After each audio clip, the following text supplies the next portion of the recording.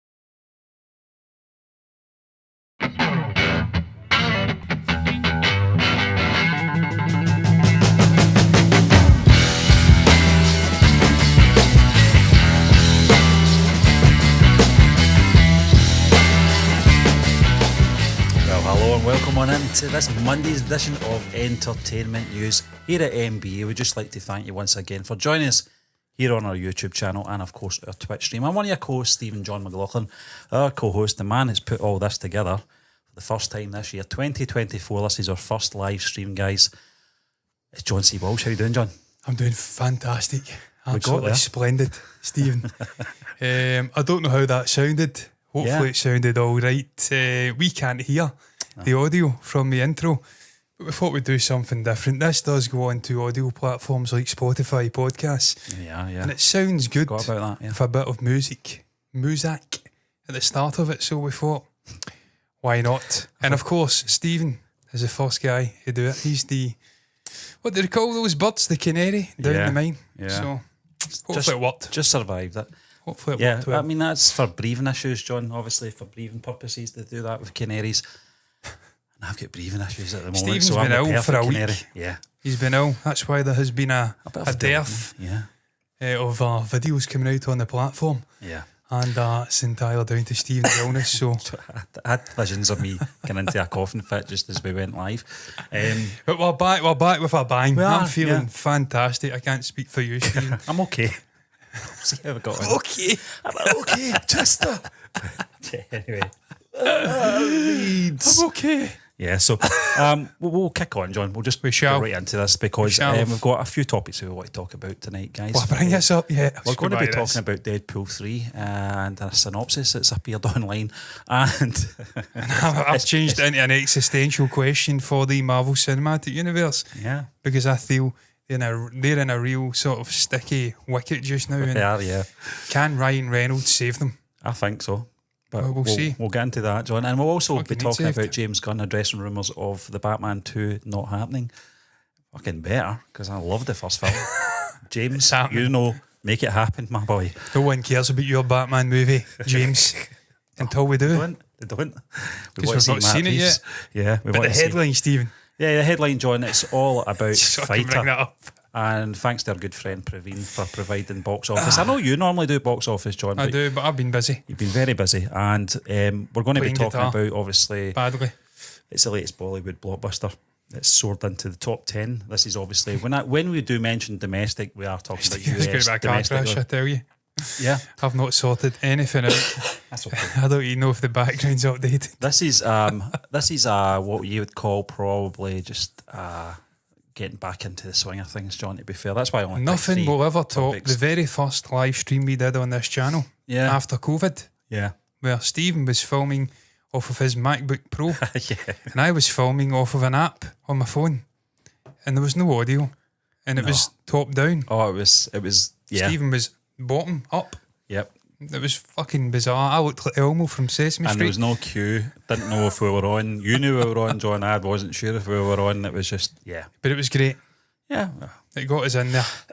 You've got I've never looked back. You've just got to go with the flow, haven't you? We don't look back in anger on this channel, John. But Sometimes I do. I digress. Webb, Or look at sometimes this. I'll pull them up as a clip.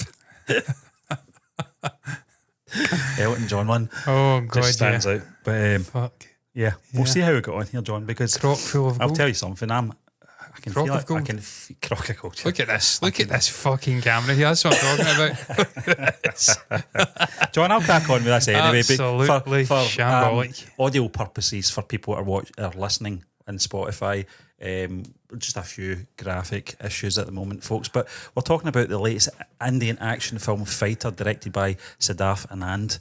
Has secured a position among the top 10 at the domestic box office. That's US, by the way, during a relatively subdued weekend for new cinematic releases. This is starring Hrithik Roshan as Samsher Patani, the leader of the Air Dragons, an elite team of Indian fighter pilots.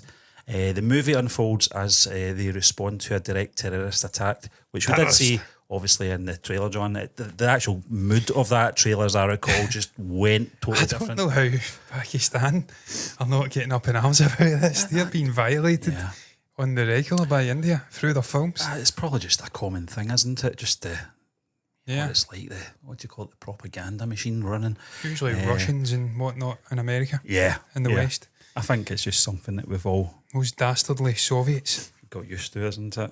I mean, how many times have we saw the UK or the British being the villains? Certainly Star Wars films. They are fucking villains, that's why. The English. Deviants.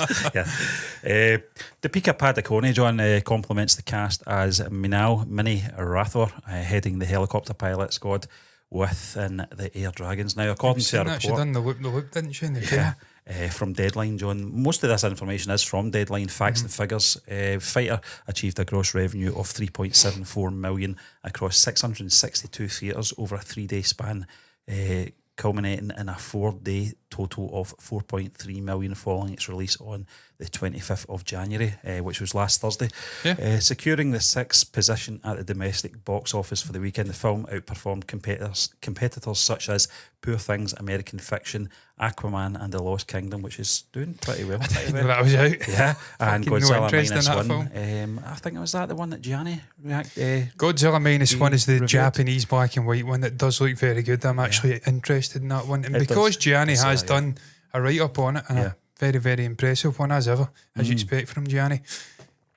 He's almost forced me to watch it because if we're going to get him on, have to have some knowledge. It's very difficult, John, because I've noticed that some of these films that Gianni did review about a month ago now are only coming out here in the UK this week, basically. You know, so we've got a lot of catching up to do before we get to there. But John, the triumph of Fighter. I don't want to read the whole article, John. I'm just picking out. No, listen, Stephen. I mean, it's again very impressive. Domestically and internationally, it's doing really well. It's very impressive that once again, big blockbuster Indian release is breaking into top 10 box offices, not just in the US, but I'm sure over here as well. I've not looked at the UK figures, but it's always great to see, and it's great for Hrithik, it's great for Deepika, it's great for Siddharth, to have this blood, sweat and tears project breaking into the box office. It doesn't surprise me, Stephen, because I know for a fact the Americans in particular had an absolute sucker for very well made fighter, jet fighter. I always had issues with this. I remember reacting, I couldn't say this either. Fighter jet films. Fighter jet films. Fighter pilot. Jet fighter pilot films. I don't know if that makes fucking sense. They love these kind of movies. They love Top Gun. And this is absolutely a movie that would resonate if it's even semi-coherent. And we've seen from the actual trailers, the promotional side of things, that on a visual level it's incredible. Then it's going to, if it's coherent at all, it's going to resonate with that audience. And you see that top 6 in the box office opening weekend. Very impressive. What I am more impressed with is Praveen providing us with the dollar numbers. Because usually when I write these sort of articles, I always do it in Crow. Yeah, you do. And then I inevitably have to Google it on the actual show what it translates to, converts to in dollars.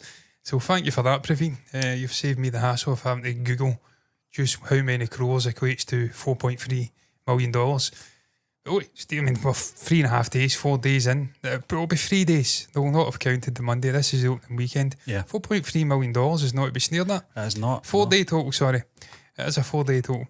That's not to be sneered at. It's Thursday, Friday, Saturday. Thursday, Sunday, Friday, so it's had an early release. It's usually a Friday, isn't it? So it's probably had a, what do you call it again? There's a name for it when it comes out on the Thursday, but it's usually limited to sort of critical people and sort of people who are in the know, they get to go and watch it. A screener, it's not a screener though, but it's kind of like a screener. It's a sort of pre-release. Yeah. And then the general audience get to go, the Plebingtons go on the sort of Friday, Saturday, Sunday of the opening weekend. I mean, this is what I was going to bring up. I was going to bring this information up here. Rotten Tomatoes. Rotten Tomatoes. Yeah. Stephen, that's a misnomer for me. When you look at the Rotten Tomatoes stuff, this is not the kind of movie that's going to resonate. Incidentally, I've searched the director up. Yeah. This is not the kind of, I don't know what I've typed there. Fucking Flight Radar. What? It's not even what I'm typing. Pitch. Fighter 2024. My God, this is fucking shambolic. Let's try again, shall we? This fucking movie. Oh my Lord. Yep. Rotten Tomatoes. It's not the kind of movie that's going to resonate with your sort of critical mind. No. And they're very much in the throes, certainly in Western spheres, they're in the throes of Hollywood-itis, if you'd like, the award season, all the big human condition, soapy kind of drama movies that are going to resonate with the critical minds there in the forefront. Yeah. But this is not the kind of movie that's ever going to do well in a critical. So we're saying that, kind of contradicting myself because Top Gun Maverick did very fucking well. But you see, there you go, I'll bring it up. You see the disconnect, that's the point I'm trying to make. Yeah. 29% critic, disconnect, yeah.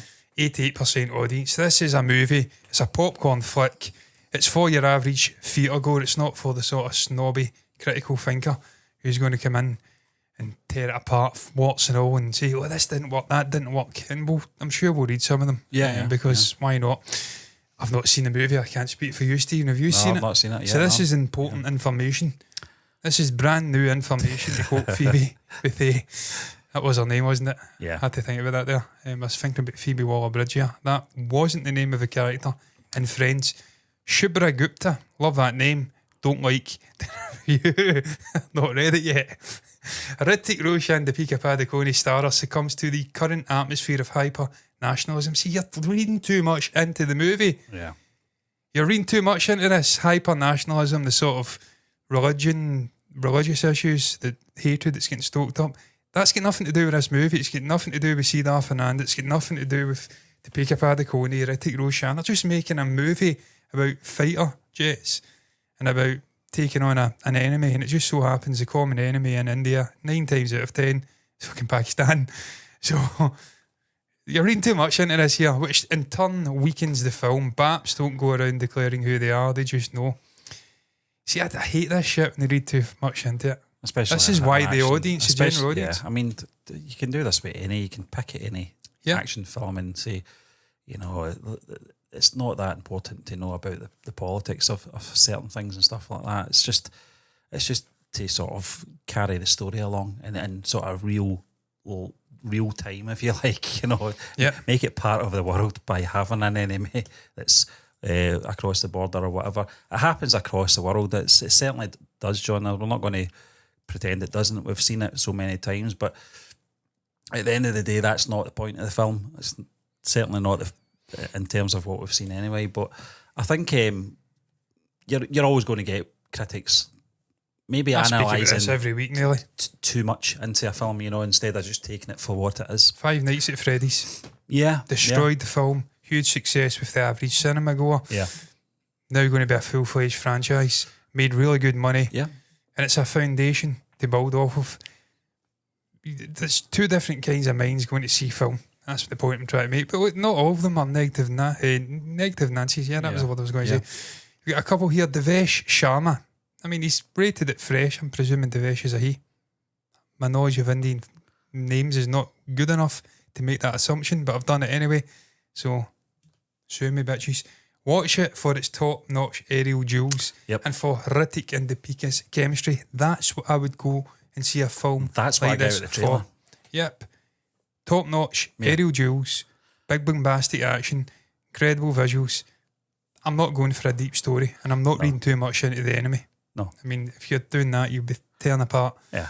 Hunt for Red October and things like that. I think it's fair to say, John, we're intelligent enough to know that one person's enemy is you know, just it depends on your perspective and things. But That was the two things I took out of the trailer, was the aerial duels and obviously the chemistry between Hrithik and Deepika being the two main characters. And I thought it was fantastic. Well, as you recall, John, the first minute of it was quite light humoured and, you know, having a kind of bond between the two of them, like some kind of romance or whatever it was.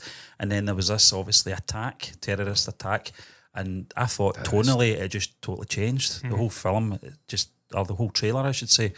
I just went, oh, wait a minute, this isn't light and airy, pardon the pun. This is actually quite horrific. What we're watching here, heretic. But, I think in terms of...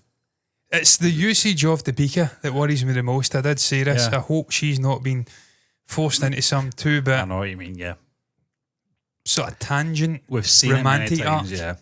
Hopefully she's get meat in the bone. She's a meaningful and sort of influential character in this film. Particularly in telepathy VJ films, you see that, you know. It's just something that happens. It's not his fault. He's the star of a show. People are going to watch a VJ movie for telepathy. That's why they're there. He's the main draw. And they just tack on a little romantic thing on the side. And it's all about him. John, I remember as well, after doing that trailer reaction, it came up saying it was available in IMAX. And that's what excited me. Yeah. I wasn't thinking about, how will the bordering country be affected by this film? How are they going to feel about this? No, what I was thinking was, I want to see this in fucking IMAX. Exactly. You know, and I want to see those aerial battles in IMAX. And I'm really going to enjoy it when I see it as well, because that's what it is. It's an action film. Exactly. You know, don't take it too seriously. Biggest bag of popcorn you can get. I mean, we've seen obviously a few films last year from the subcontinent, particularly obviously SRK films, John. Patan, yeah. And they are what they are. You know, just getting and I guarantee you, if you go to the Patan reviews, and I'm not going to do it, I guarantee you there's a similar disconnect. Yeah. Because they expect different things from a film. Yeah. But you can see in the box office, $4.something million, number 6 in the US box office. It's very impressive. As it did say, they put on that little caveat that there is the subdued sort of aspect of it. It is a quieter weekend for the box office. We're still in January. Yeah. A lot of people haven't got as much disposable income post-Christmas. Maybe not going to the theatres to see as many movies as they would in other times in the year. True, and there's not as many big releases, so you've got a bit of fatigue, perhaps, and that's maybe worked in the sort of favour of Fighter coming out in the US market, at least anyway. But it's not all doom and gloom, Stephen. Yeah. Keith Garlington as well, Keith in the movies. I don't know who the fuck Keith is, but I'm going to read it anyway, because he's one of 3 who've said, well, it's more than 3, to be fair, I think there's about 4 positive reviews, but Keith Garlington, just because, why not? The derivative elements of the script keep Fighter from truly soaring, yet the film still flies thanks to the sheer star wattage of its outstanding cast and Anand's go for broke style. As I says before, I'm not going to linger too long on it, Stephen, because that's not why we're speaking about this. We're speaking about box office. That's why you go and see a movie like this. It's for Hrithik, it's for Deepika, it's for big bombastic visuals. I'm not going into this expecting human condition, drama stuff. It's going to have me weeping. No. Crawling up the sort of aisle of the theatre, crying. Oh my God, it's touched me in a way. I'm a different person. It's changed my life. Yeah. That's not what I'm going to see this room for. those films as well. Sarda Rhythm, John, was particularly one that stood out. When you were just talking about Jai Beam as well. Very emotionally charged. Super deluxe. Drama-driven films with a great cast. But you're absolutely right. This is, in terms of entertainment purposes, it looks good. It really does. I think we mentioned that when we did the trailer reaction. In terms of visuals, very impressed with the visuals, very seamless, and I don't think. Yeah, I think people thought we were. I think we actually did use the word flawless at one point as well, and someone thankfully did pick up on it. But I think they thought we were being sarcastic. No, definitely I was being serious. It looks slick. 7.9 out of 10 on IMDb. As you're seeing again, the average 89% liked this film. Google users, so the average people who are not of a critical mindset, who are not want to tear apart a movie in all its glory, warts and all, and just turn it into sort of, I don't know, me. It's like the George Harrison song, I Me Mine. It's technically, it was a Beatles song. Yeah, it was. Yeah. Was it?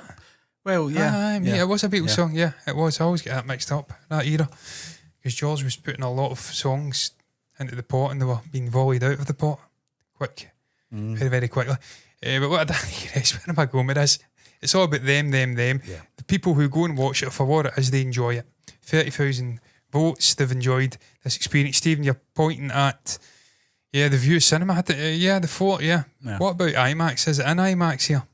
That's the question that needs to be asked. It's at the Bray Head. That's not the IMAX. No. Silverburn.